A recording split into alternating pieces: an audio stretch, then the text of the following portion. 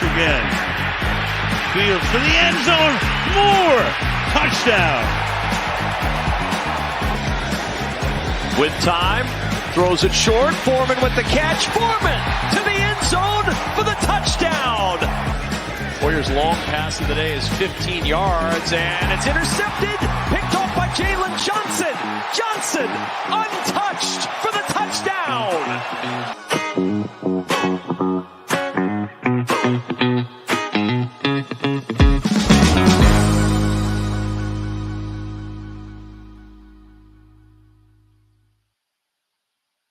What's up, Bears fans? Welcome in. This is a big one. We got our interactive Willis Twin Towers mock draft. It's good to see everybody here. We got a special guest to help us out tonight, guys. Someone who's done a lot of work with the prospects in this draft, a keen eye for the guys who are going to be in this thing. As you guys know, to my co-host to the left here is Tim. Why don't you introduce yourself, Tim, and introduce our guest? What's up, guys? Been a long 2 weeks now since we've seen you guys, but should be an exciting and good show tonight. Like Jeff said, we've got a guest. We're going to do a live mock draft with you guys. So let's not waste any time, guys. Our guest tonight, you guys know him. He's with the Barroom Network. He is one of our draft analysts here. Please welcome in Jordan Silveira. How you doing tonight, Jordan? Well, Tim, Jeff, thank you so much for having me. I'm excited to talk ball with you fellas and talk about these prospects. As you know, I've spent and dumped a lot of investment and time into them, and just excited to talk. Yeah, it's great to have you on. It's the first time we've seen you on here, obviously, but I've obviously seen some of your stuff, and we've chatted a little bit in the chats with some of the other barroom shows and stuff. But it's good to have you on, and I can't wait to get some of your thoughts on some of these guys we're going to be talking about here. Just a couple quick things real quick that I wanted to ask you about. So there's obviously several guys that have been reported that the Bears are going to be meeting with in top 30 visits. Are there any of these guys that you've seen that you have your eyes on that you're in particular excited about, or you want to see them potentially draft, or that you just have an excitement about these guys in general? Yeah, I mean, I got to be frank here, fellas. As a draft, nerd, as an enthusiast, if you will, it's hard for me to find many players that I don't love watching film about, getting excited about.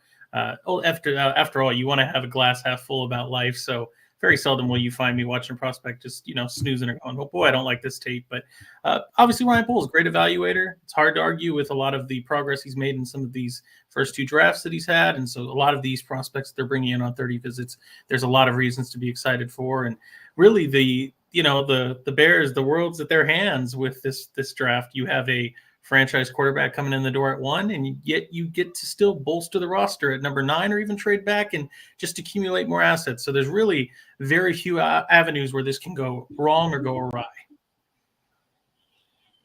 Yeah. So let's walk into this. I apologize, everybody, beforehand. I'm having some serious sound issues, not hearing very well. So I'm going to try and do my best to get through that part of it. But Jordan, I'm going to jump right into your big board if we can. So interestingly enough, for your quarterbacks, you have Drake May as the number 1 prospect. And I'm not like a lot of people. I truly think Drake May is very, very good, and he's going to be a really good pro. I think the comps of Justin Herbert and Josh Allen are fair. I think he could very well be one of those guys. And, obviously most of us are pegging Caleb Williams to the Bears. So for whatever reason, you see all these other mock drafts, and for whatever reason, Drake May falls down on them, and for whatever reason, they like Jaden Daniels better. And I've watched tape of both of them. I can tell you right now that I think Drake May is a far, far better player. So why don't you go ahead and give us your rundown of the quarterbacks and why you like Drake May the most? Yeah, absolutely. Thank you, Tim. To me, Drake May is a guy that it's just hard to miss a lot of the boxes that he's checking when you're talking about quarterback evaluation. We want to see a quarterback that has proper height. Oh, do you need him to scramble, use his legs? He's shown plenty of ability to do that in the ACC against guys like Jared Verse, against guys like Dwayne Carter. I mean, you name it. We can go through the list, Braden Fisk, etc., Clemson, Jeremiah Trotter, etc. So this is a quarterback that has legs to use. He has prototypical size. He is an aggressive attacker, full field thrower. He's able to make throws 60 yards down the field. He's able to throw it with velocity, throw it with touch. He's a young player. So even then you're thinking about there's still an untapped ceiling. And really and I want to be very clear because I obviously understand the Bears are most likely going with Caleb Williams. I am not a Caleb Williams hater, love a lot of what he provides. When we're talking about both he and Drake May, it's really, chocolate, vanilla, peanut butter, and jelly. It's which ones do you like? There's really no wrong answer there. But to me, I'm joking here. I wouldn't call myself a sizist per se, but really, if we're being serious, that's probably the big difference to me. I just prefer having size at quarterback. I don't love that Caleb Williams is 6'1". Wish he was a little taller. As I said, I'm joking about the whole sizes thing. But if I had it my way, every quarterback would be my standard 6'2.5", 6'3", and above. So he being 6'4" checks that. And really, when we're talking about when you're looking at translatable factors to Sundays, to me, what's so alluring and enticing about Drake May is that you're able to see those ceiling high, sky high plays. And I can almost guarantee that turn on any Drake May film, you'll see those once every quarter, once every couple drives. And you're going, well, what does that have to do with Sundays? Well, you just said it, Tim. Drake May, Josh Allen. Those are it's interesting. It's almost like you've read my mind. You've obviously seen the big board. Those are the two players that I comp Drake May to. And so what I've said is he has a body that's more reminiscent of Justin Herbert, but the aggressiveness, the mindset, the willingness to attack the way that Josh Allen does, and that certainly can get him in a little bit of trouble, but it's also what helps him succeed and be the, superstar player that he projects to. And the reason why I really have honed in on him as my quarterback one, and I know this is taking a long time to discuss Drake May, but I'll wrap it up quick here, is just that at the end of the day, it's translatable because those are the players that you can almost guarantee every single Sunday keep you in a game. They keep it interesting. They're the most entertaining. They're going to give you opportunities for a good time, good, bad, or indifferent of the end result of that game, win, lose, draw. And so to me, that's why Drake May is my quarterback one. So actually, real quick before we get to Jeff, real quick, there was a question on here from Cliff. Cliff's asking, Jordan, are you suggesting the Bears should trade number one and get Drake May in a haul? It's a great question by Cliff. I am not. You'll never hear me say if you love a quarterback, and I'm probably a little different here. If you like any player, I don't really care where you draft them. If that's who you have conviction with, you take them. So I don't think that you'd be able to guarantee. It wouldn't be smart business to try to get out of one and try to Wally Pip somebody and find some way to game them and get Drake May at 2 or 3. If that's who you like, that's who you should take. And yes, I mean you're hearing it correct. If that's the you're seeing number one on my board, yes. If I was the Chicago Bears, if I was Ryan Poles, I would lean to going and drafting a Drake May over a Caleb Williams. And I understand why that's a hard choice. I understand why they're likely not going to go that way, because at the end of the day, if you pass up on Caleb Williams and he ends up working out somewhere else, even if Drake May's fantastic, but Caleb Williams looks better in any margin, any way where he's winning a Super Bowl and you're not, you're left holding all of that blame. And that is really the onus and the pressure that Ryan Poles holds that I don't want any part of. Yeah, I definitely understand that. It's kind of funny you said that. It brings me to a thought that I had there. Ryan Poles actually said in one of his pressers at one point that we can't be concerned about what another guy is going to do by the decision that we make, So I think they obviously have conviction, or at least it seems that way in Caleb, but all signs are pointing that way. He's the only guy they've met with all the quarterbacks in top 30 visit. They brought him to dinner with certain players they had on the team. All the reports and all the indication is that's the direction they're going. So that's obviously the guy they're looking at. And just my personal opinion, I agree with you guys. I think Drake May to me, it's like Caleb Williams and Drake May are the two best quarterbacks in the draft. And to me, there is a significant drop off from there. But I just feel like the way the talent that Caleb Williams has, I just don't see very many quarterbacks who can throw the football like that. I mean, he's extremely accurate. You do see some issues sometimes with Drake's accuracy. And one of the biggest things for me in a quarterback in his translation to the NFL is his accuracy. So I see what you're saying. I'm big on size too. I think it's a big deal. I wish that Caleb was a little taller. but he is stout. He's a stout individual. He's very well built, and I think it will suffice him pretty well in the league. So I see where you're coming from, and I do understand it, and I appreciate the intel there.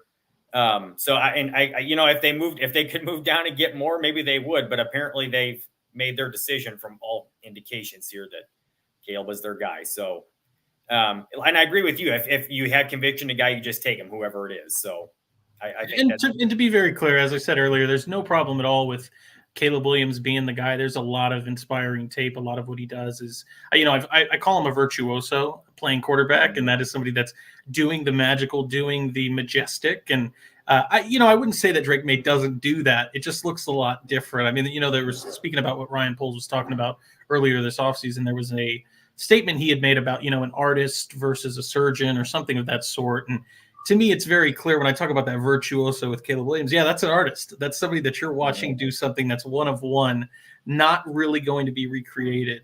And I think that that's exciting, but that also presents some danger, some unknown, which is why, to me, there's a little bit of a concern of what does that look like? Does that translate? Because it is so nuanced and unique to him. And, the reality is I'm not going to compare anybody to Patrick Mahomes, but really it's kind of a ballpark of one or two. It's Patrick Mahomes, Aaron Rodgers, and then Caleb Williams. So I know that the ceiling's sky high, but it's also a little bit of the unknown. There's really not a guarantee that you're going to get that. Whereas somebody like Drake May, maybe it's not so much that artistry, but there's still a level of, projectability, translation through players that we've seen, as I'm talking about a Josh Allen, a Justin Herbert, guys that, have that a more mechanical way about their play. They aren't freestyling as much, and certainly not to the success that Caleb Williams is. Yeah. I actually really like that, how you broke that down. I think that's what a lot of people look at is the upside from Caleb Williams. And Drake May I agree with you. He's more of that, not to say sure thing, but it's almost more likely that his skill set will translate and he will have NFL success. Maybe not to the level that Caleb Williams might, but yeah, it's more of a sure thing, I would say. So, but yeah, I think that the upside is there for Caleb, but everything you've both said, I agree with. And I just hope that maybe that moxie that he plays with and how he goes about his business and how he talks and feels about himself, that hopefully he can be that guy. Jeff, I was going to ask him a question about the wide receivers, unless there was something you wanted to ask him first. I wasn't sure if you were asking him a question. Go ahead. Okay. So Jordan, your receiver list, the top three is the exact order I think it is as well. So we're in agreement pretty well on quarterback and wide receiver, although I would one. But wide receivers, Marvin Harrison, Rome Odunze, Malik Neighbors, I think that's the right order, especially if you're talking about the Chicago Bears. I believe that Rome Odunze is more of that fit that they need at that X position at this point, because he's a lot like DJ Moore. At least that's the comp. So why don't you go ahead and give us a rundown of your receiver board and tell us if you you could see likely going to the Bears and who you'd prefer going to the Bears. Yeah, thank you so much. It's interesting. Just to be very clear, and I understand where we're at. We're certainly talking Chicago Bears, and I will absolutely tailor this to the Chicago Bears. But just for clarification, this entire list is just, agnostic. It isn't any team-specific relation. It's just how I view the players.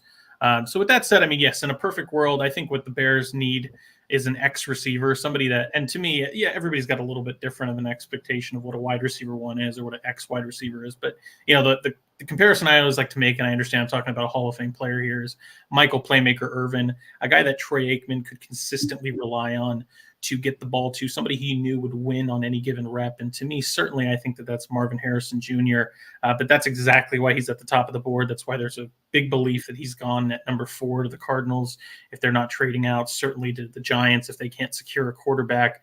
So to me, it's, how realistic is Marvin Harrison Jr. falling to the Bears? I'm not sure I'd count on that. Rome Odunze is that other X receiver, a guy that's really, I don't want to disparage him by saying that he's a jack of all trades, master of none, because I think that's discounting his services, his skills. But I don't know if I would say Rome Odunze has any particular excellence in any one area of his game, but everything is pretty darn impressive, really great skills. And, you know, I think that as much as we all loved Michael Penix and what he did, I think that those receivers in Washington, primarily led by Rome Odunze, were doing a lot of the heavy lifting, bailing out some of his inaccuracies, going up and attacking the catch point, winning at the catch point. You know, moving on to Malik Neighbors, Malik Neighbors is a fantastic player. I don't want to, you know, again, disparage any of these players. They're all fantastic. I just think that's a little bit more of, you know, the same that you already have with the Chicago Bears and DJ Moore. And I've actually compared Malik Neighbors to Brandon Ayuk. And so, you know, it's not that Ayuk and DJ Moore are the same player, but it's that same kind of Z role. They need to be a little bit off the line to be better. When we saw Malik Neighbors pressed, he wasn't nearly as impressive. But he's one that can take the top off of the defense, create explosive plays, and that's what the NFL meta is after nowadays. And so, I mean, to kind of wrap up this first round board here with my receivers, you know, to me, Keon Coleman, I know he's a divisive prospect to a lot of people, but he's another that I could see lined up at X, and another just bully at the catch point. He's a guy that I've comped to Des Bryant. So a guy that I think it doesn't get enough credit for his route running. It's not necessarily to the level of Harrison or a Dunze or even a Neighbors, but he's, you know, faster than the time you watch him play. He's a bully at the catch point. I think that he'd fit well with Chicago Bears. And then, of course, to these last two with Brian Thomas Jr. and A.D. Mitchell, both exciting in their own rights. I think Brian Thomas Jr. is a little bit of a unique player in the sense that he kind of played second fiddle, and I think it's helpful when you have a Malik Neighbors on the other side. And didn't run a lot of routes. Now, is that a question of whether he can or he can't? I think that we're going to see that as he goes to the NFL. Justin Hunter from the Tennessee Titans back in the day is actually who I've comped Brian Thomas Jr. to. And so I'm very high on him as well, but I think that that's somebody that would be more of a trade back target for. If you were trading back from 9, I don't think I'd take, and to be fair, I wouldn't take Keon Coleman at 9. I wouldn't take Brian Thomas Jr. at 9. Odunze, Neighbors, Harrison, absolutely. And then A.D. Mitchell would be the last one. A.D. Mitchell, I think, is fantastic.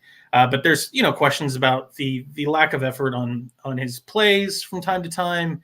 He also tends to freestyle a little bit. Too much success as well, but you can see that he's a little bit of an, as we're talking about artists and surgeons, I think he shows a little bit of artistry in his route running, but sometimes that's not necessarily what you're looking for. You want a receiver to get to the landmark on time, especially in a West Coast offense. So not to say that A.D. Mitchell wouldn't be a player, but again, this is a player I think that fits more in the 20 to 32 range.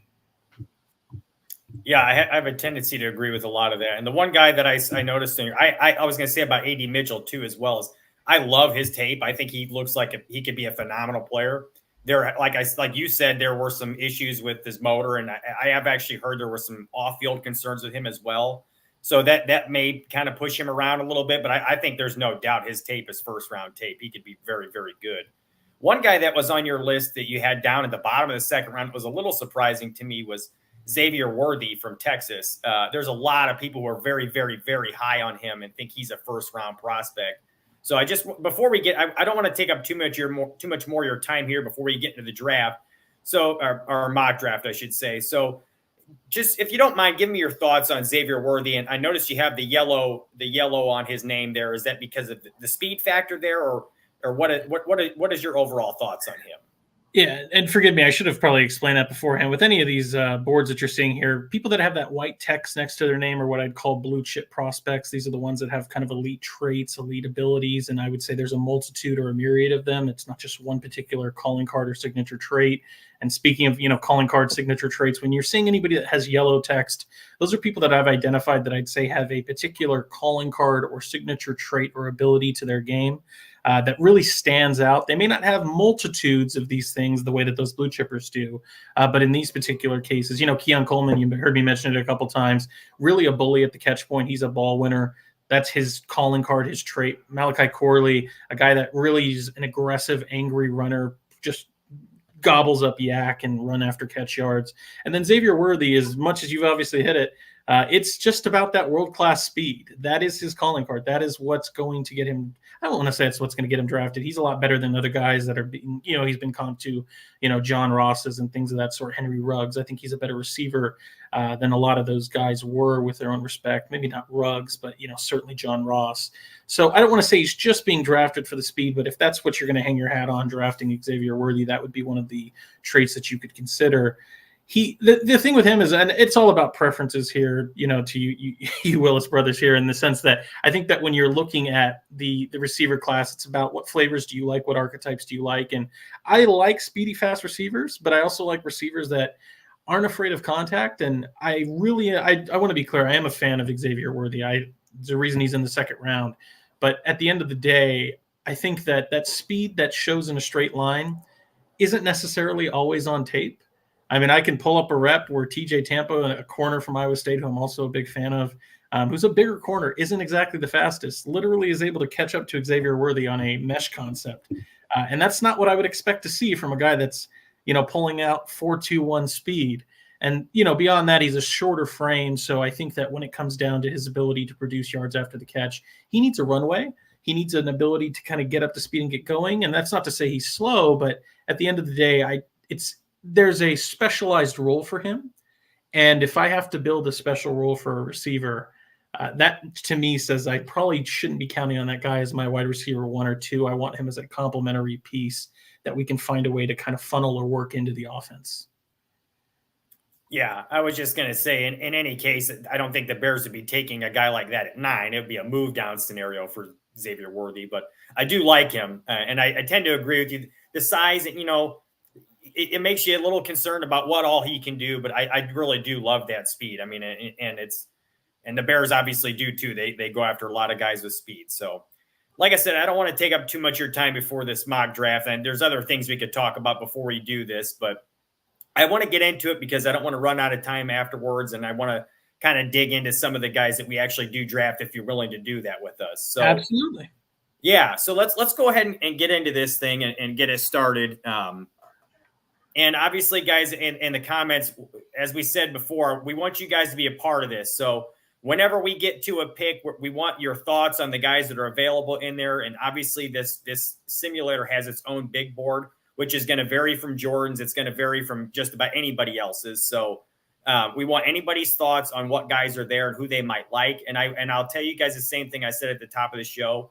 In the early rounds of this draft, we want to focus on taking guys that the Bears have met with in top 30 visits reportedly, because I believe that is the direction that they like to go, because they really get a good sense of the person that they're bringing in that way. So without further ado, let's get into this. I don't think there's any surprise here what we're going to do at number 1. I don't even think we should ask you guys at this point, because it's pretty obvious what the Bears are going to do. So why don't we go ahead and slot in Caleb Williams there, number 1. Rebuttal. Go ahead. I would like to draft Uncle Rico. Uncle Rico, yeah. Throw the pigskin a quarter mile, right? Okay, Right. So we've already got a few interesting things here. So we've got a trade offer, number 1, guys. So the Rams are offering us 1952 and next year's second round pick for number 9. That's not even I don't think good it's offer. a great haul for one, but let's see who's available in the on the board here. So first of all, I'm seeing Dallas Turner right away, and I don't know if you can walk away from that, guys. That's the top defensive player in the draft, in my opinion. The Bears are in desperate need of an edge rusher. He's got long arms, very explosive. He can stop the run. I'd like to see him put a little bit more weight on, but he's the kind of guy who's just gotten better year after year. He was the SEC Defensive Player of the Year. He can play with his hand in the dirt. There's been a lot of people who say he's more of a 3-4, possibly edge rusher, stand-up kind of guy, because he can cover, and he did that at Alabama. But the Bears have met with him, and they clearly like him a lot. And Flus, he likes these guys who are long on the edge. So let me get your thoughts, Tim and Jordan, on this. But I feel like Dallas Turner is the obvious answer here, in my opinion. Well, right quickly. So, Aldo, can we scroll just for a second? I'd like to see who the players are off the board. Let's see right who we quick. took. Yeah, I'm sorry about that. I should have mentioned that. Who's been taken here? So after Roman Dunze went 5. Wow. I'll read it off to everybody. So Drake May went number 2 to Washington. Jaden Daniels went 3 to New England. 4 was Marvin Harrison to Arizona. They stuck where they were. Roman Dunze went 5th to the Chargers. A little bit surprising. Joe Alt went 6th to the Giants. Olu Fasanu went 7th to Tennessee. Not a huge surprise. They need a tackle. And Malik Neighbors actually went 8th to the Falcons. So this kind of shook up a little bit differently than we might have expected. So, to me, that's the best player available there for us. Brock Bowers is still on the board if you guys can't see. J.J. McCarthy is the quarterback that's still on the board. But yeah, Tim and Jordan, give me your thoughts on this. But I feel like Dallas Turner is the guy here. All right, Jeff, I'm going to upset you a little bit here. So let's look at. I don't get me wrong. I like Dallas Turner a lot. I do. And I think that he has the most upside of any of the guys in this draft, any of the edge rushers. Now, look at who's below us here. We've got the Jets are at 10, Minnesota's at 11, and I can almost guarantee you what direction Minnesota's going to go at 11 there. And then Denver and the Raiders and the Saints. Okay, so I would say 3 out of those 4 are probably looking to take a quarterback. The Jets. I think the Jets are probably looking for a Brock Bowers, most likely. To me, Jeff, this is prime time to trade down. I'd say if we can get in that 12 to 13 range, we may miss out on Dallas Turner, but we'd have our pick of the litter from Jared Verse, Leatu Leatu, who you know is my favorite pass rusher in this draft. There's a couple different directions we can go and possibly pick up our second round pick that we don't have, and it would be a pretty high second round pick. So to me, I like Dallas Turner too, Jeff, but I think with the multitude of rushers we have here and who's picking after us, I think our best bet would be, and who knows, Dallas Turner could fall to 12 or 13 where we trade down. So I think it would be in our best interest in this position to trade down and try to accrue a second round pick.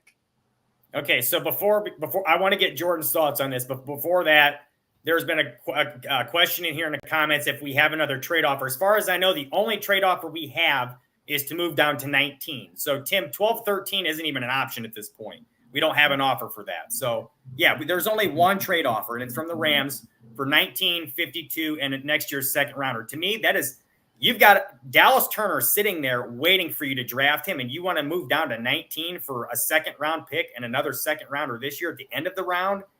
To me, I don't like that. I think you take the top 10 guy here. There was a commenter who said they like Fuaga here. I think he's more of a guard, especially for the Bears, because they like length, and they haven't even met with him in a top 30 reportedly. So let's get your thoughts, Jordan, but that's how I feel about this. Yeah, Jeff, Tim, you're seeing me smirking because I like different mock situations, and this isn't one that you typically see come up. And I know. Selfishly, I live in California, in Southern California, and I'm not a Rams fan or anything, but I'm a big JJ McCarthy fan. I mean, the thing that we didn't really get to touch on is, and I know this is a wild take, but if I could take any quarterback in this class, not for what they're going to be today, but the long haul, it actually would be JJ McCarthy over Drake May or Caleb Williams. I know I'm very much alone on that island, but to me, I think that it's interesting enough. I don't think the mock will probably go this way. This is probably for a D tackle, presumably, or an offensive player for Sean McVay with those Rams coming up. But I'd love selfishly to see J.J. McCarthy go to the Rams and sit behind Matt Stafford there and get a little bit of development time. And I don't think that you're probably extracting enough necessarily to move down those 10 picks. But that being said, if we're being quite honest, I don't really see a lot of prospects on the board right now for the Bears that make a lot of sense at 9. I certainly understand, Tim, the idea to have Dallas Turner in the building. I like Dallas Turner. He's a guy that I've compared and not – I mean, to be fair, we're not talking about the end of the career. We're talking about Khalil Mack when he was coming out of Buffalo, the guy that, had a lot of promise but wasn't necessarily a sure thing, wasn't refined. That's who Dallas Turner reminds me a lot of. I see some Khalil Mack tendencies, but – isn't that player yet, needs to develop. And I get it. That's alluring. That's what you'd want to do. But I also inherently think that Dallas Turner has played jack linebacker at Alabama, comes from a Saban defense, comes from a 3-4, is a little bit of a leaner body. That's not to say he can't put a hand in the dirt and play on an even front of 4-3, but I do think he'd be better fit with a 3-4 team. And the reality is you have 4 picks in this draft. If you don't love the player, you're not sure about the scheme fit. He's more of a developmental player at this point. Certainly has a more upside than a Latu or even a Verse.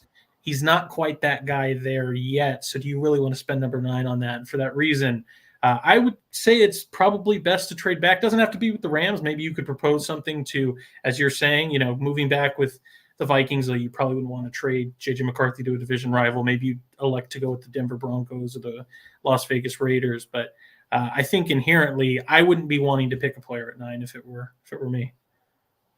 Well, let's real quick before, I don't know how much time we have here. So let me ask you guys in the chat real quick. So between sticking around and taking Dallas Turner, and by the way, guys, the Bears have met with him. Like I said, they met with him both at the combine and in the top 30. So they clearly see him as a fit. Whether he may be a better fit in 3-4 or not is obviously a debatable topic, but the Bears see him as a potential fit for them. So the debate is whether we want to stick around and take him or move down to 19. I guess we could try to offer another deal to another team, but if we move to 19, guys, do we see anybody in this list that makes sense to us that's, worth moving away from Dallas Turner for? Now, in this prospect list, we're not going to have any of these top guys here, but we're looking at Terry and Arnold still there right now. Latu still right there right now. Fuaga. But these guys will not stick around for long because, like I said, we're moving down to 19 here possibly. So what do you guys think? Do you want to move down to 19, or do we want to try to? I've got a suggestion. I do have a suggestion. So I think Minnesota is probably going to be in line for a quarterback. Good possibility. I'm not sure what LA is going to do. I would think there could be a phone call. So maybe this is a situation where, you don't want to necessarily give him like JJ McCarthy, but what if you could swindle 11 and 22 in this draft, 27 they've got in this draft? Not sure what the other first round pick is. 11 and 23. 23? Yeah. What if you could swindle them to give up the extra first round pick? Say, hey, Kwesi Adofo-Mensah, you want the quarterback here? We already have the Rams calling, asking for him or for this pick. They're looking for a quarterback. It's going to cost you. Are you willing to come up and give up those 2 first round picks? It's worth the conversation. Yeah, I mean, it would. To me, I would ask for at least that. And if that's the thing with these simulators, though, guys, is I'm not sure any team would really. I'm not sure the Vikings would accept that. They might. But again, it's like we really don't know, and the simulator might just go ahead and accept it because they have a tendency to do that, I feel like. So Scroll says the only way he's moving down is if he can get Fuaga or Fasanu and JPJ. And I did mention to you guys before, we're only going to draft guys early that the Bears have had top 30 visits with. Okay, so we don't have a time limit here, so we can just discuss this at length here, guys. So let's go ahead and do it. So Fuaga and Fasanu, they have met with Fasanu at the combine, but they didn't have a top 30 with him. He's gone. And he's already been taken. So Fuaga, they have not met with. And as I mentioned to you guys before, a lot of teams I've heard see him as a guard because of his arm length.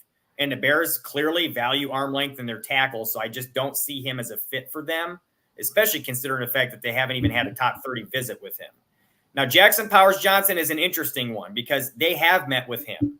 And if they could move down and get him, I would not be against that, you guys. I actually do like that. So let me show you guys here on this top 30 visit list who could be available here later on that the Bears could have an opportunity to draft.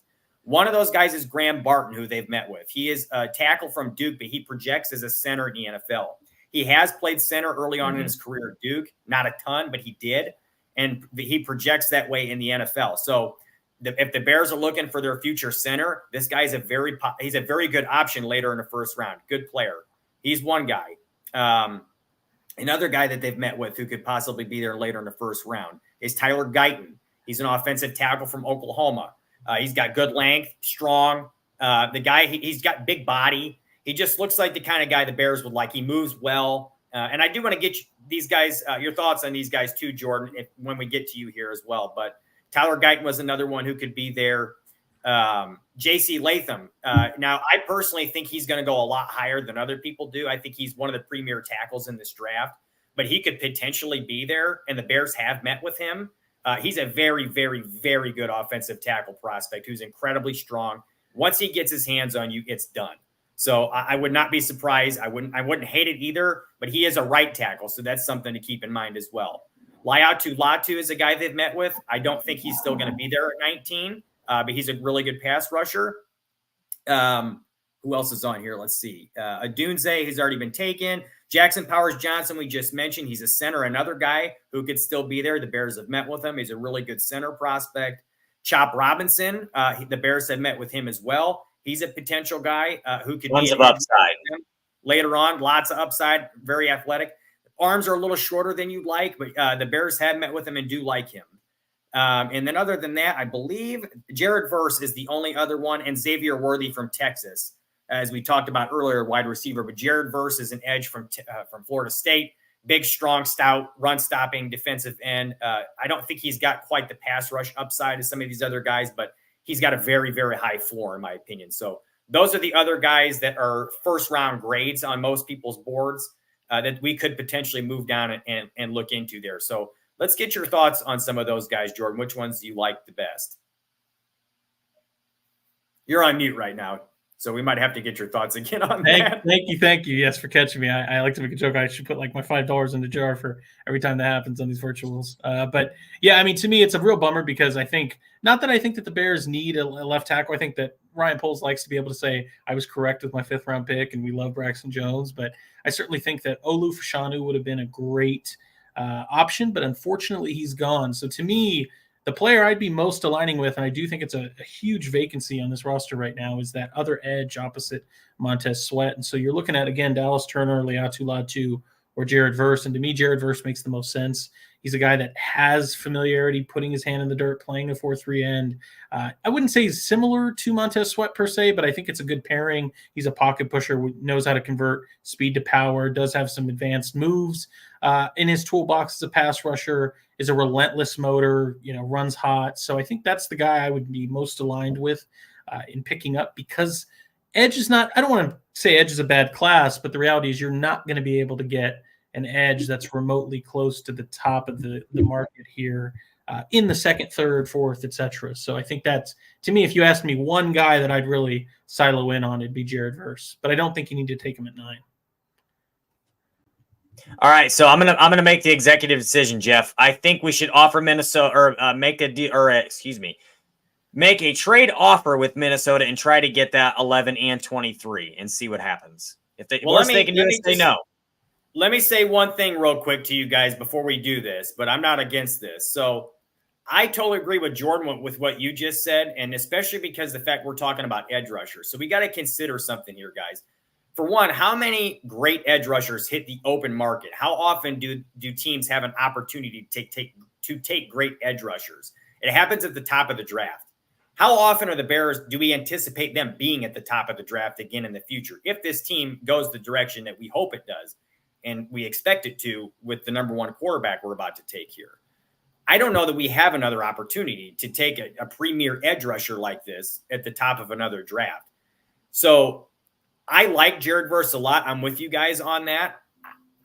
I personally think you've got a guy who's got the kind of upside that Turner does, sitting there looking at you in the face, who has all the production in the world. And I understand what you're saying. Maybe you don't think he's the best fit in this defense, but I mean, like I said, the Bears have met with him. He's a guy who has elite upside. He's got tremendous length. He's just the kind of guy who I feel like if you do put a little bit of weight on him, can be a top guy. So that's my 2 cents, guys. I'm not against moving down. I'm just afraid we're going to have an opportunity to get a top edge rusher at 19. I'm not sure that Jared Verse is even going to be there at 19. So if we move if we can get 11, possibly, let's try it. Because I think Verse will probably be there, or at least one of these guys will. So I don't mind it. Let's see if we can trade down to 11. I'm with that.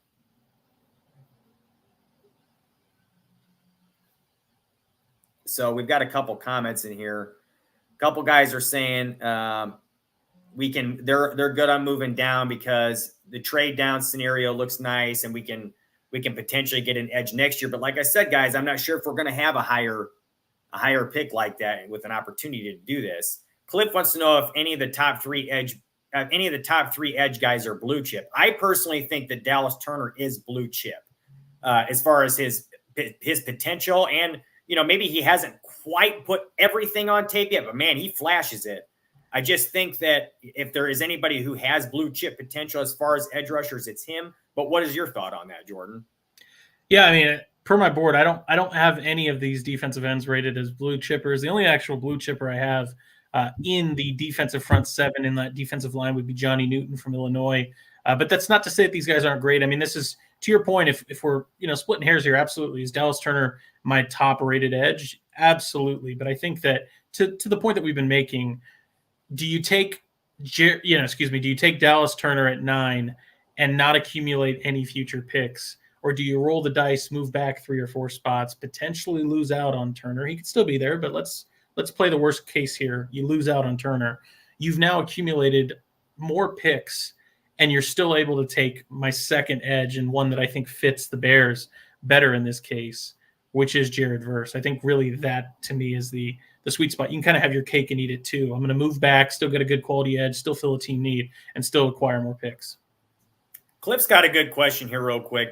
He's asking about your thoughts, Jordan, on Bowers, if he's a blue chip, because he is worth mentioning. The Bears have met with him in a top 30 visit, and the Jets are probably going to snag him right afterwards. That's what a lot of the talk is. So it's possible that Bowers could go right after him there or right after us here. So do you see him as a potential blue chip? I personally am afraid of tight ends in the top 10 just because of what history has shown us. But what are your thoughts on that?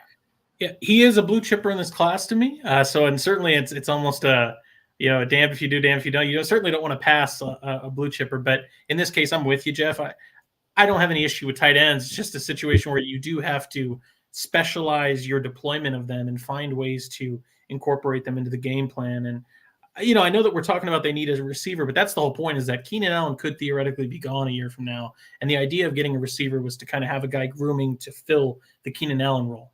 Brock Bowers is just essentially redundancy here. You have Cole Kmet.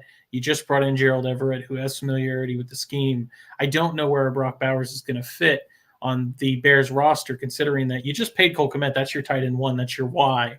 And Gerald Everett, you just paid money to be that F tight end, that U tight end for you. So I really don't see where Brock Bowers fits in the Bears scheme in this year and beyond. I agree. I think Brock Bowers is a luxury pick if you're a tight end away from the Super Bowl or something. But everybody keeps saying how the Bears could theoretically take Bowers because it's just another pass catching option and he's elite at that. Well, it's not. There's a reason he plays tight end and not wide receiver because I just think it's a luxury at this point. So without wasting any more time, let's go ahead and see if this trade goes through. We're offering, guys, by the way, number 9 for 11 and 23. Rejected. Was rejected. All right, so let's try 11 and their second round pick. If we can do that. Hang on a minute. They don't have a second. That's right. They don't. So all right, it depends on how far down we want to move here, guys. So let's keep this in mind. How far I down? would say keep it within that 12 to 13 range. So let me ask the chat. Let me ask you guys. How far down would you be willing to move if you were the Bears in this position where we are right now? Would you be willing to move as far down as 19, which is what we got an offer for? And we got another second round pick and an offer for that and a second rounder next year. So we got a first and 2 seconds for number 19 was the offer that the Rams made. So if we're willing to accept the trade, that is the minimum. I would say the minimum we could get right now. How far are we willing to go? J2K says 11 to 16. We tried to make an offer for 11 and 23 that was rejected. They don't have a second rounder this year. They don't have a second rounder next year. In my opinion, you move on from Minnesota in this case. So, all right, one other question, Jeff, before you bring up another team. Go ahead. What about the possibility of us trading 9 and next year our second round pick for 11 and 23? Basically a pick swap. Not interested. Aldo was asking. Yeah, I mean, I just wouldn't want to. I think that I know this is going to probably make you gentlemen upset or the chat, but no. I think the Vikings have the best surrounding scenario for any rookie quarterback. I don't disagree. I don't want to ship JJ McCarthy to a place where he's going to be successful for the next umpteen years. I'm just not interested in watching that happen if I'm a Bears fan. So I'd rather watch, if it's at the end of the day, your division. I want to see you fail. I want to make my journey easier to get to the race. So I'm not facilitating anything to give you a quarterback. You're going to have to find some way and hope that, and I'd be trying, and I know this isn't a real draft room, but I'd be trying to tell them that, Sean Payton's calling, the Raiders are calling, the Rams just called. They want to come up and put him behind Stafford. I mean, I'd be trying to do whatever I could. And really, at the end of the day, I just don't see a reason why you'd want to give him to the Vikings.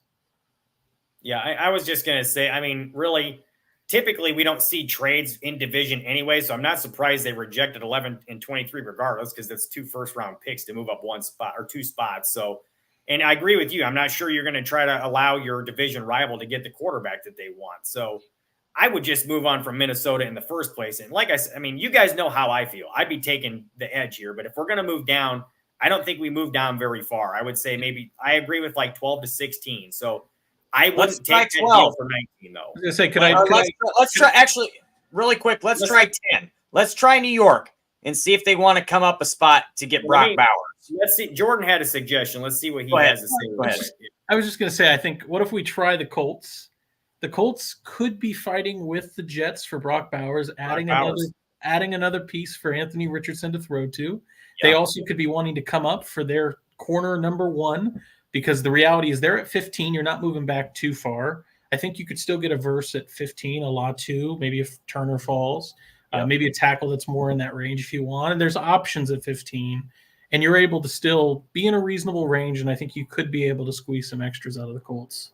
And there's a good relationship with Chris Ballard there from the Bears for Ryan Poles. So I was just going to say I really like that, because there is thought that if I've specifically talked to several Colts fans who keep telling me that we want Bowers bad. We really hope Bowers is going to fall to us. So I think that's a really good option to at least try. They have 15 and 46.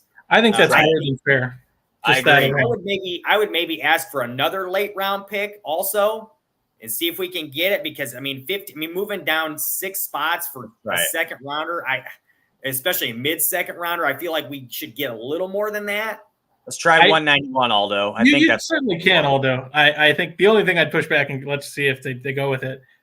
Cool. Great. The only thing I would push back is just because I think at the end of the day, you have relationships, and I'm not sure Ballard and Poles. I don't think Poles would have wanted to really sour the relationship with Ballard to go, hey, give me one more, but I'm glad that they threw it in. So it was a 6th rounder though, or something. So it wasn't terribly early. I mean, and so there it is. Sure enough, as we said, Brock Bowers was the decision. There it is. And then the Jets. He's the Aaron Rodgers successor. He is the Aaron Rodgers successor. Yeah. So Brian Thomas. There's Dallas Turner. Yeah, Turner went 12th. Quinion Mitchell, who's one of the top corners, went 13th. Amarius Mims, surprisingly, went 14th to Georgia. He's a tackle from Georgia. They went to New Orleans. That is a bit of a surprise, because I'm not sure he's top 15 player. But again, this is one of those guys, like Jordan said before. It's like, who's your preference? Yep. And some teams have certain preferences when it comes to offensive linemen. So I can see it. I'm just not sure that, the Bears wouldn't look that way, obviously. So anyhow, so moving on. So here's who's left at the top of the board here, guys. And Jared Verse is there, as Cliff mentions. Terrion Arnold is corner from Alabama. He's at the top of the board. Latu is still there as well. Medical condition there that there is possibly a concern. Bears brought him in, so they obviously had their medical team looking at him. Could they draft him? I don't know. For me personally, I think it's a little risky, especially with Jared Verse still there also. Maybe he doesn't have – they both, in my opinion, neither one of them are have huge upside, because Latu kind of lacks in athleticism, and Verse just – I don't see a ton of pass rush upside there, but that's just my personal opinion. I do like Verse a lot as a player, and I would love to have him on the team, especially with where we're at right now. So, but let's look at who else is here. Fuaga is there at 14 still. Like I said, he's probably a guard, and they haven't met with him. Can I go ahead and narrow this down, Jeff? Can I go ahead and narrow it down? I think it is imperative at this point we are drafting on the defensive line. Whether that's edge or 3 technique, I think at this pick, we take defensive line. Well, we got to real quick. Let's talk about, because there's a couple other guys on this list still that the Bears have met with and are still around. Do we have a trade offer, by the way? Although I think I saw we do have an offer, but it's not for another first round pick. There's three offers though. There's 3 offers.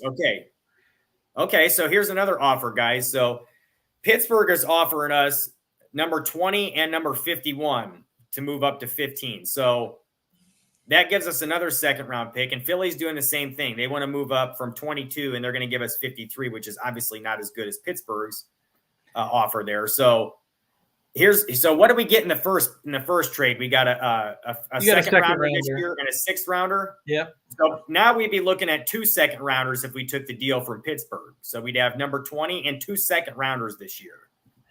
I personally, I mean, we can certainly do what you gentlemen want to do, but I think to me, sometimes you gotta count your blessings and be thankful. I was gonna say, at some point we got to take some picks. Yeah, I mean, that's what I'm saying. I mean, Jared we already have a second rounder.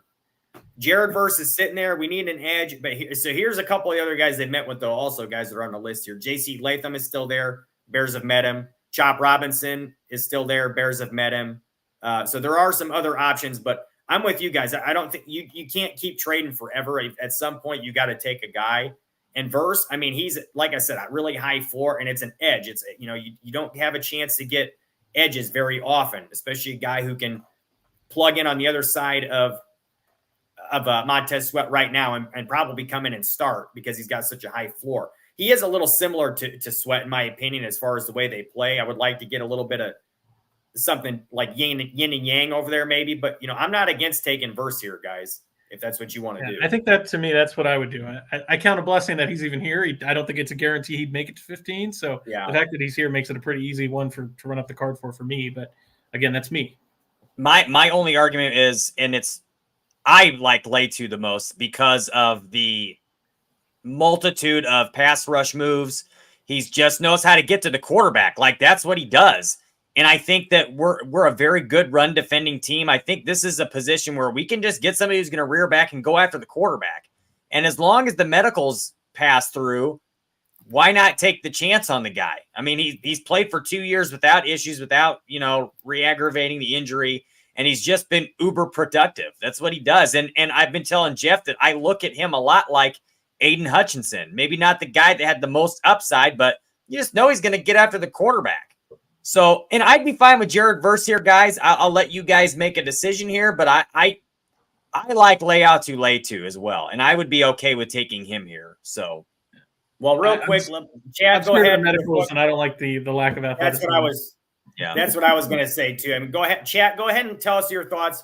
We're thinking we're going to take Jared Verse here, but I'm with you guys because of the fact I'm with you, Jordan.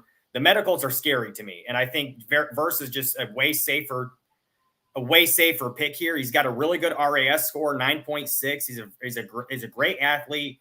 So he does have some pretty good upside. I'm worried that he's a high floor player, Jeff. And I mean, to me, you're getting eight sacks a year as a bare minimum. And I mean, that's a sweet edge too. He's cost controlled. And to me, I just think there's a situation. I mean, for context, I've comped him to Brian Arakpo, the edge from Texas from about 10 years ago.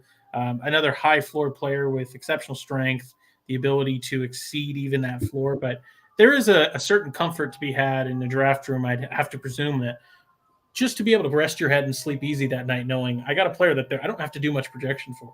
I know they're going to come in and be a productive player, and I think that's what Jared Verse represents here. Yeah, I'm in agreement with you. Like you said, that floor is so high, and his motor runs so high. That's the kind of guy that Flus loves. And I was honestly surprised to see that they took as long to reportedly have a meeting with him as they did, because it just happened within like the last week or two. So that was surprising to me. But lock it in, Aldo. I'm with that. Let's go ahead and plug that in and go with Jared Verse there at 15. It's a hell of a duo at the top. Yes, it is. Well, especially and you got him at 15 and accrued a second round pick as well. Yeah, that's a good move there. I like that. I do like Turner, but obviously that's like I was telling you guys, that's where I would have gone there. But I don't hate taking Verse at 15 and getting a second round pick. I don't hate it at all. And I like Turner. I just like Verse of the second round pick as well. Absolutely, yeah, absolutely. Zach Frazier came off the board. I really like Zach Frazier. That sucks. We're here at 46 now, guys, and we have another trade offer to move down 6 spots and get another 4th rounder. And then we have another offer after that from San Francisco. They want us to move way down for a 2nd rounder next year. Let's see who's there. Let's see who's on the board. Yeah, let's look at our board.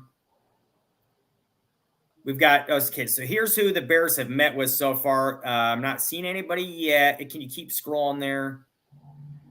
Chris Braswell, they have reportedly had a top 30 with from Alabama. He's an edge, but we just took one. Braylon Trice is still there. Wow. Ben Sinnott. Now, that's who I want to take right here. This guy is a guy they've met with at both the Combine and in the top 30 visit. He is an H-back tight end from Kansas State. He's got a really good RAS score. This guy is a really good pass catcher. He's a willing blocker. he's a guy that the Bears and a lot of other teams have shown a lot of interest in. So let me get your thoughts on this guy, Jordan. But I think this is a really good we may be able to move down and get him still, but I think this is the guy we should be targeting in this area here is Ben Sinnott. I like Ben Sinnott. I have a 3rd-round grade on him, but at the end of the day, you heard me say it about Bowers, who's an exceptional talent. And Sinnott's a little bit of a different player, but he's an H-back. Yeah. Where am I using him? What are we? I agree with Jordan. What are we doing? I think you can wait on the tight end here, and you got too many needs. There's still some wide receivers available here. Malachi Corley is still there, although I don't think they need another slot X or slot Z kind of guy. They need an X. That's still an unbelievable yak guy. I just think there's too many other needs on the team, and I think we could go another direction here. So can we scroll down just a little bit more here, Aldo, and see who else is available? Because we may be willing to trade down here. We got as we're scrolling here, Corley. As we're scrolling here, I do want to mention real quick too, guys. The reason, so there's an interesting comment that Cliff made with Waldron's offense. He does like to use multiple tight ends. And like I said, I mean, there's a reason that the Bears have met with this guy multiple times. I mean, I see what you guys are saying. I don't know that it's the best thing in the world, but I mean, we have to also think about what the Bears could be doing here. And he is a guy that they could use. They could maybe move him around. Maybe they use 3 tight ends. Maybe they do some different things. Maybe they stick him in the slot. You never know what they could do. I mean, there's a lot of – this guy's a very versatile piece, I feel like, Sinnott. So – yeah, I mean, to be very clear, you're on point, Jeff. I mean, Sinnott presents a different skill set than a Y or a U or F tight end. He is, I mean, that F tight end, that joker role is a little bit more of that H back. So Sinnott offers that. It is a little different than maybe what an Everett is, but I just think there's a little bit of similarity there. And as much as I think Cliff was the one that said it, he's absolutely right.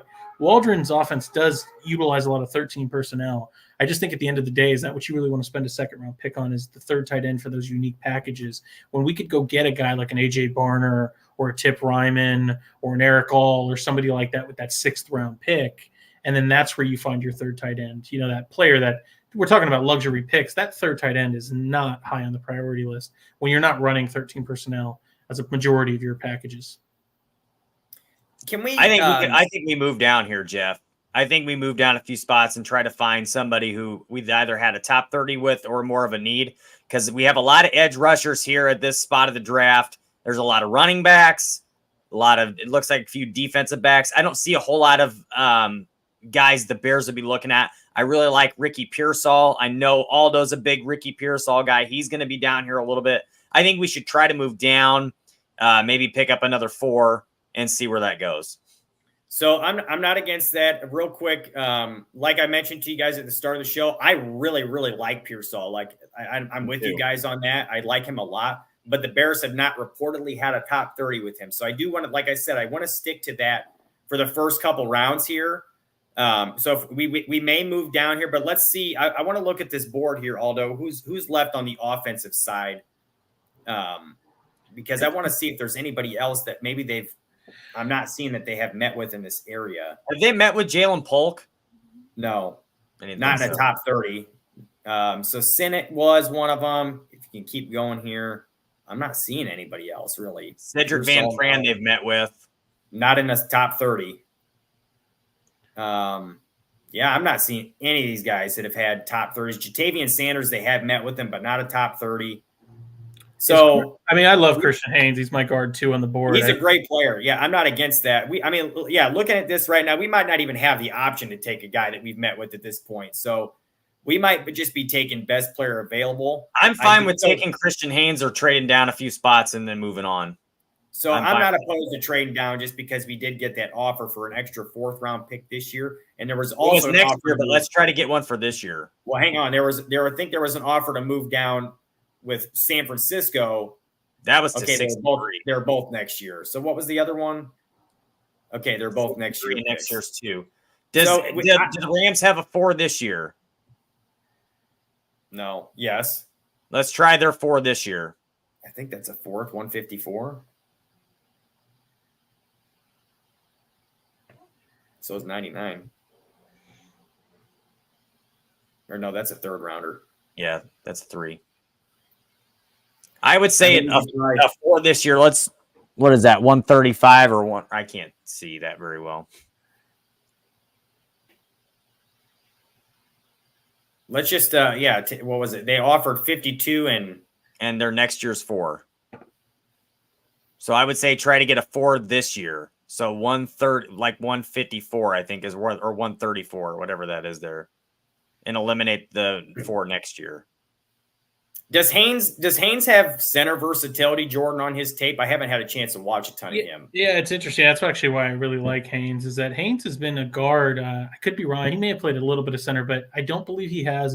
Just has guard tape. But the thing about why it's interesting, Jeff, is Coach Mora, Jim Mora, who's the coach for the Cadet UConn, has talked about that they had plans to try to move him to center previously, and it just didn't work out. They ended up plugging somebody else there. But Haynes has had at least consideration to play center.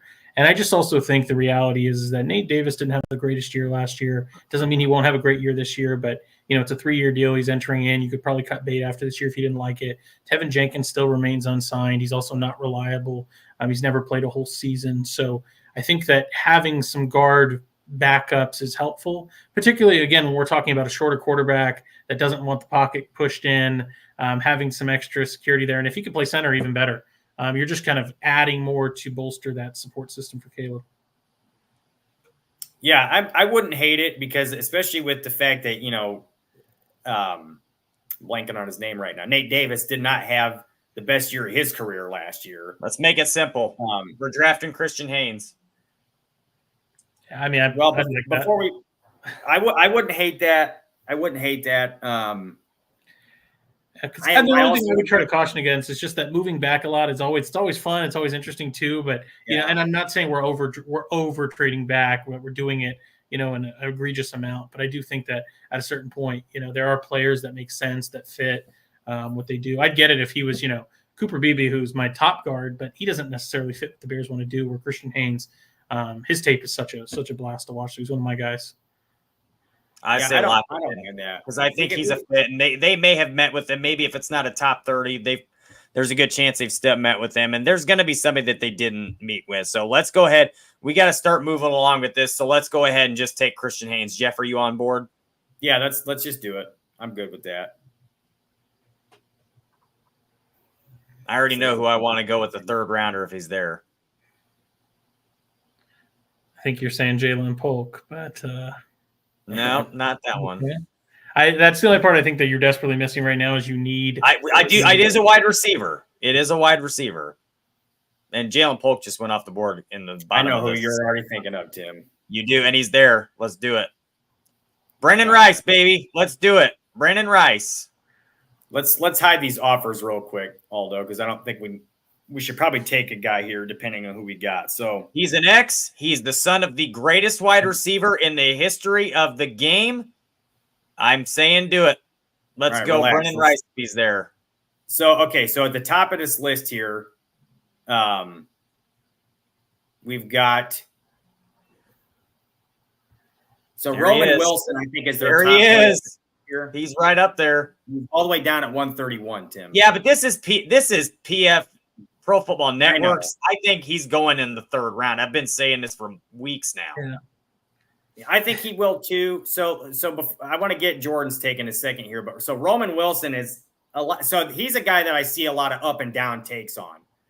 Jordan, I believe he was pretty high on your board, but I've seen some other people who aren't as high on him for whatever reason. So he could be an intriguing option there. If you don't mind giving us your little scouting report on him, your take. But also we have some other guys here on the list I want to look at as well. Yeah, as you can see, I mean, Roman Wilson is my 2nd rated receiver in the 2nd round, just behind Xavier Legette. I love Roman Wilson. I think he's a special player. I think that people would be talking about Roman Wilson in a lot more of a glowing light had he not played for Jim Harbaugh in a passing limited offense. But to me, he's a slot only receiver. He's a Z at best. I've comped him to kind of like a budget Olave, Chris Olave, that is. But again, he doesn't fight press well. He almost needs to be off the ball. It's best in the slot. That's not really what you need. You have that in the Tyler Scott. Again, I think you need a big commanding body. And I'm with Tim here. I actually find that many people are more down on Brendan Rice. I don't know a lot of people that love Brendan Rice as much as I do. So I do. The fact that Tim likes Brendan Rice, and it's not that he's the only X left, but he's one of the only quality X receivers left, because Burton's not that, Malik Washington isn't that, Thrash isn't that, Cowing isn't.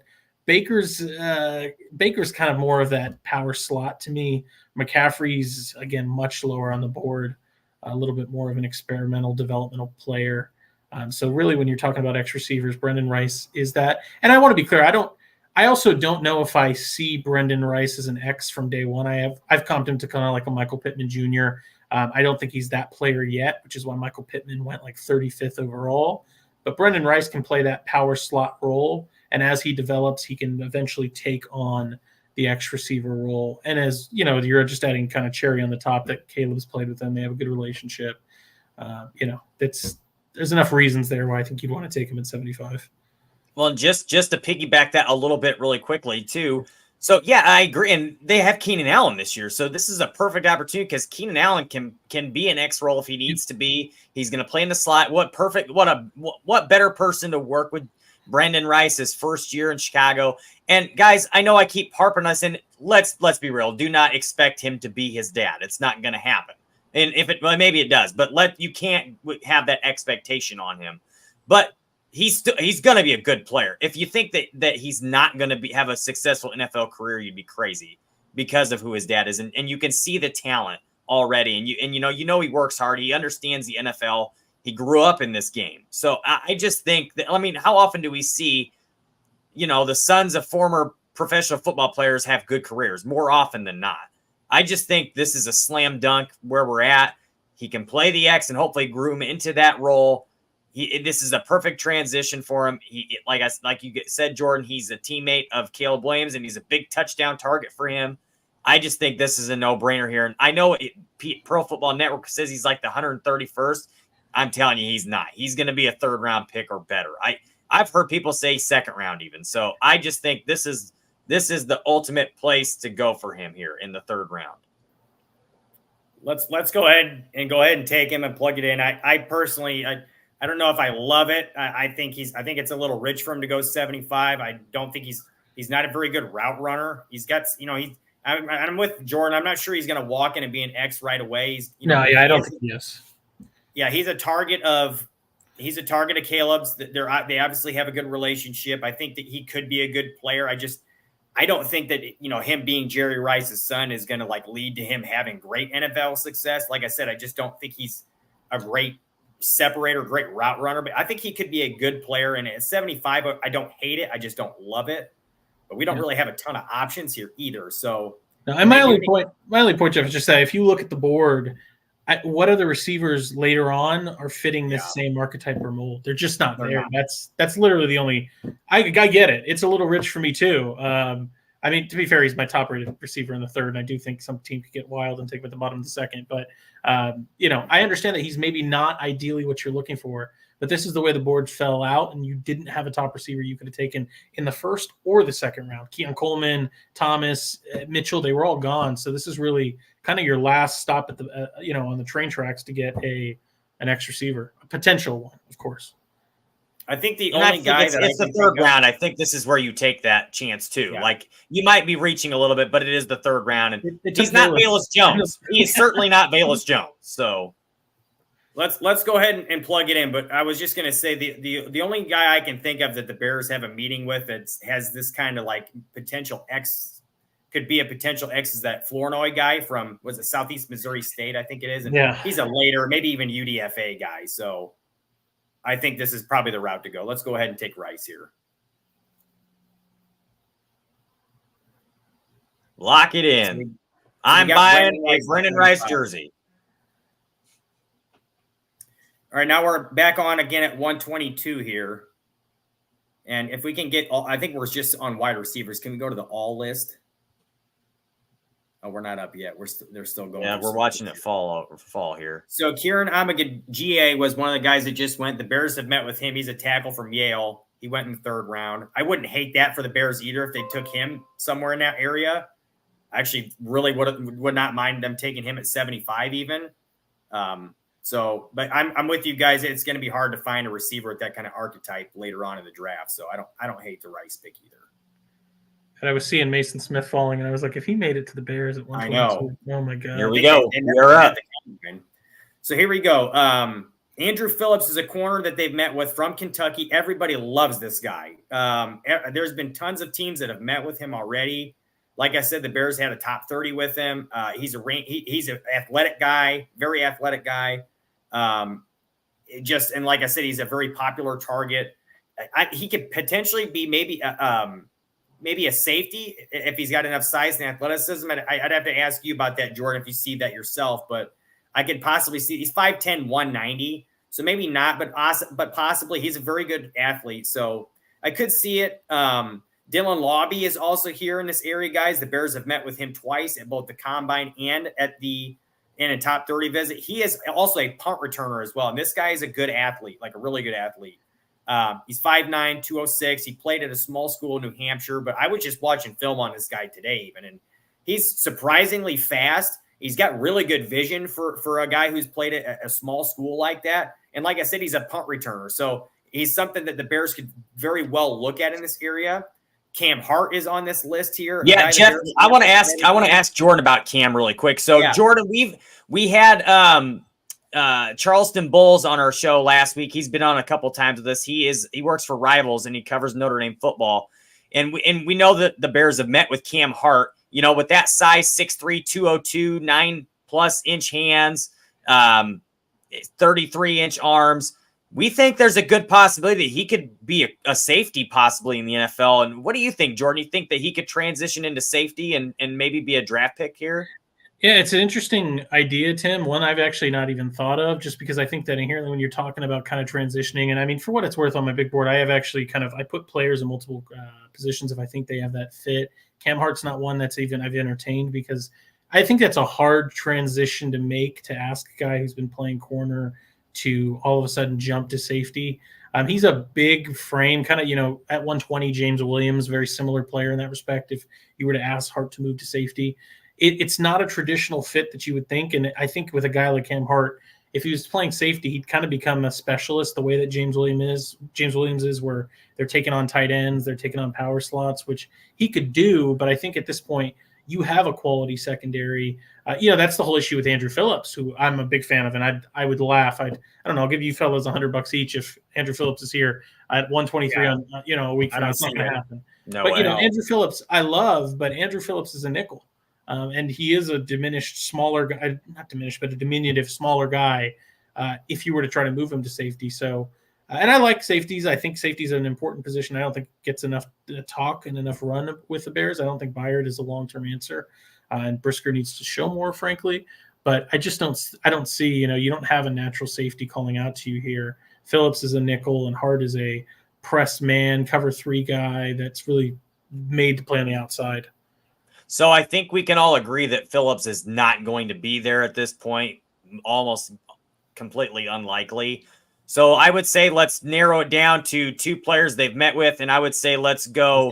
We're looking at we're going Dylan Lobby or we're going with Cam Hart. So let's take Lobby. He's a punt returner. He's an offensive weapon, and we don't have a ton of time. So I just think we should. If you guys are on board with this, let's do Lobby. Yeah, it's better than you taking him at 74 last time.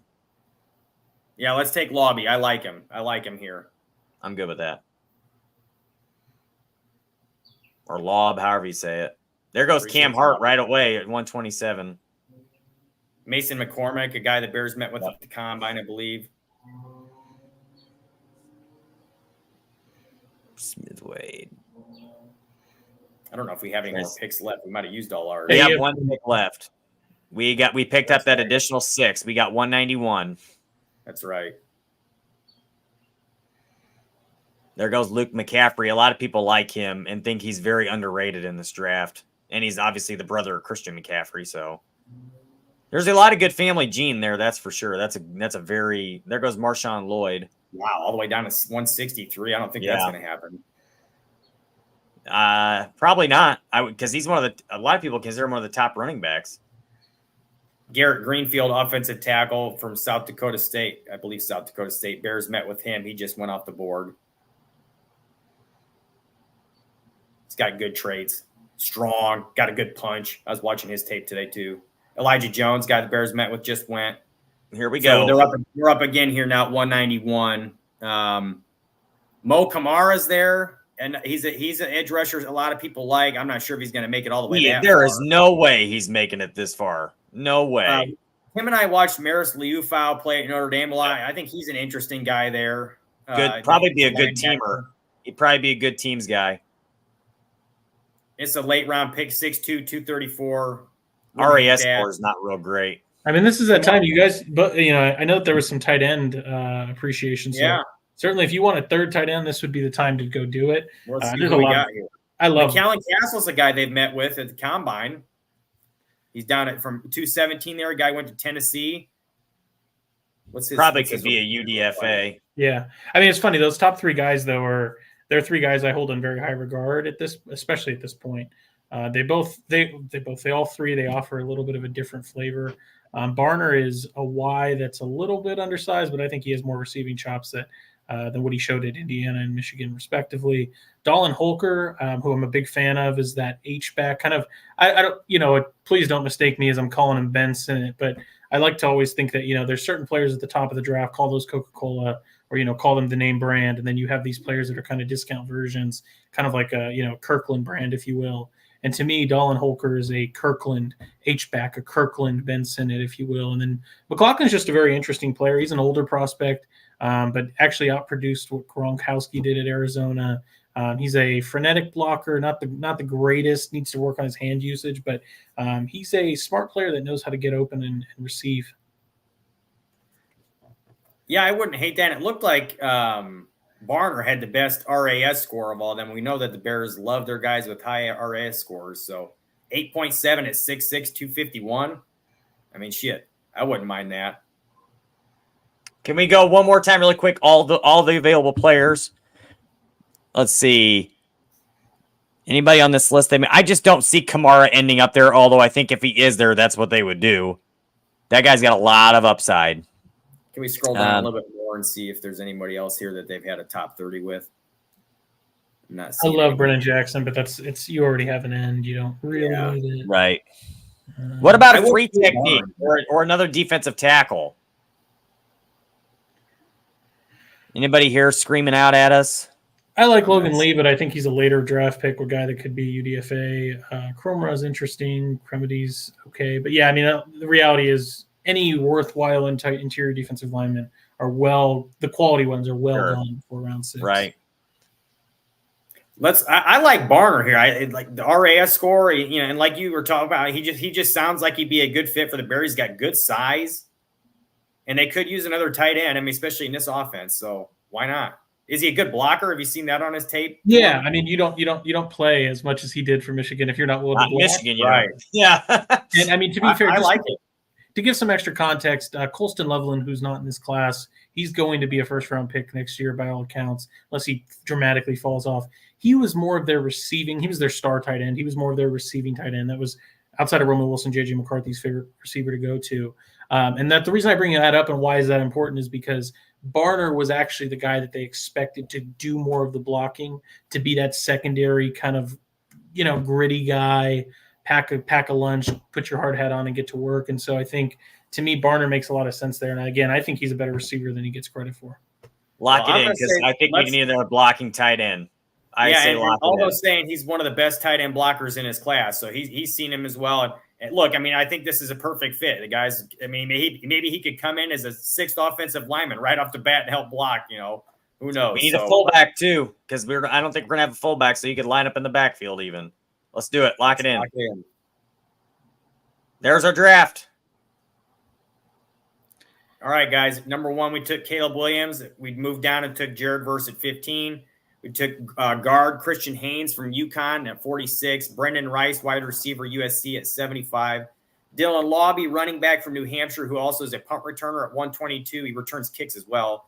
And 191, we took A.J. Barner, tight end for Michigan, who's one of the best tight end blockers in the class, according to Aldo here. So, Jordan, we really appreciate all your insight here. Yes. We don't have a ton of time left. I would ask you to stick around and kind of go over this list with us some more, but we kind of got into detail with a lot of these guys as we were talking about it. So I don't mind this. I think it would be a good draft if the Bears walked away with this. I would be happy with it. Yeah, I mean, it's hard for me to argue. I think that really, if we're nitpicking here. I think I'd like to see a little more defensive help, but let's also be honest here that the Bears' defense is really well built out at this point. So the only real glaring need was edge, and you put one of the better ones there at 15 in that spot, and you really want to make sure that you're doing everything possible to support your young quarterback and your new OC there. And I think that by the time you talk about Coleman Shelton and Ryan Bates as well as Christian Haynes, you've got enough insurance there that if Tevin Jenkins goes out, if Nate Davis isn't playing well, one of your centers isn't performing well, if you needed to move people around, you've got a guy in Haynes that has interior versatility to where any type of permutation you needed to move around, he could find a way to fit there. And then, of course, you get your X and Brendan Rice, your blocking tight end and Barner and Lobby, who's fantastic kind of. I think it's a little played out of a comparison, but Danny Woodhead, a guy that's a receiving scat back, satellite option. It's not a bad draft at all. Well, and it eliminates Velus Jones, who I cannot do another season of Velus Jones. So hopefully bringing in another wide receiver and maybe bringing in a punt returner would solve that. But guys, it's not a perfect draft. We can recognize that easily. But just depending on how the draft falls, I mean, you got to do what you got to do at some point. You got to take picks and you got to draft who's available. And yeah, I agree, Jordan. We did not a whole lot of defensive help there, but where are you going to find those elite defensive players? Are going to be at the top of the draft. And I think we did a good job of addressing that early in the draft. And then we were able to pick up some offensive pieces later. And honestly, some of those guys where we got them, I think that's a good spot to take them. I know you guys, we talked about, Brendan Rice at length there, but I think that's a good spot for him. I really do. And that's a good spot for a wide receiver, and especially with what was left. So, I mean, and honestly, if we look at it, we really focused on every area of need that the Bears had, and it was unintentional. I don't think we intentionally did that. So I'm happy, guys. We appreciate you coming on, Jordan, and I think this would be something we could live with as Bears fans for sure. No, and to you fellas, thank you. Jeff, Tim, I really appreciate it more than you know. It's always fun to talk chalk, talk ball, and this was an enjoyable experience. I hope the chat felt the same. And as it says there at the bottom, please like, subscribe, share. It's always a good time. Thank you. Yeah, like you said, we really appreciate having you on, Jordan. Like Tim said, you're not going to get every draft perfect either, so we're always going to miss some somewhere, but. Give us all a follow, guys. You can follow him at Jordan T. Silveira. I'm at Jaw0235. He's at Tim Willis24. And at Barroom Network is who brings you the coverage here. So we appreciate you guys being on. We appreciate you, Jordan, coming on with us. You're definitely the longest person we've had on the show so far. So thanks, guys, for being on. It was a great little mock draft we did here for you. And next week is the draft, so can't wait to see what happens. We'll see you guys in a couple weeks. Bear down. Peace. Bear down.